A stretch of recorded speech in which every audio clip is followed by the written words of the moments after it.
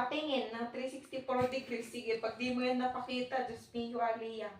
Sinasabi ko sa'yo, hindi kasama si Ate Marie sa Pangasinan sa Sabado. Pakita ng 364 degrees. Matulog na to.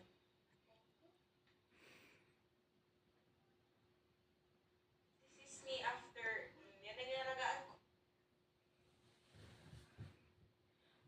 Ate ko, kasi naman.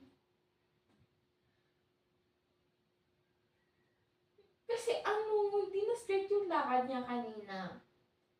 Parang bilis siya mag-sober up. Idol. Like, as in, pagtalabas niya, pagkahatid pa siya, tapos wait lang, may ikot ang paligid. Ate Marie, hindi ko na kaya. Wait lang. Ate, mamaya tayo mag-upatay ng ilaw, ate. You go to sleep. Ate, no, I need to brush my teeth. No. Yeah.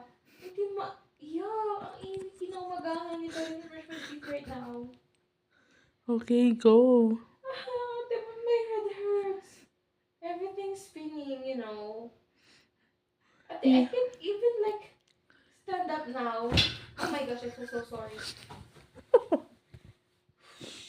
Ate, You're drunk. I'm not. Ate, sakit lang talaga, legit. Para siyang, nagpuyat ako ng 2 araw. Okay. And then? Ganun feel lang. Ate, hindi ako lasing. No joke, hindi ako lasing. Kanina okay tayo, pero Ate, after kung ano yun si Ate Lay, doon na siya bumagsak eh. ramdam na natin. Ate, gusto ko siya ilabas. Pero Go. hindi pwede. Oh, wala, di ako nakumuha ng water. Asan ba yung, ayun, oh, may laman yung ano. Ay, sige. Alam, naka-record din. Ba, nakalimutan tanggalin.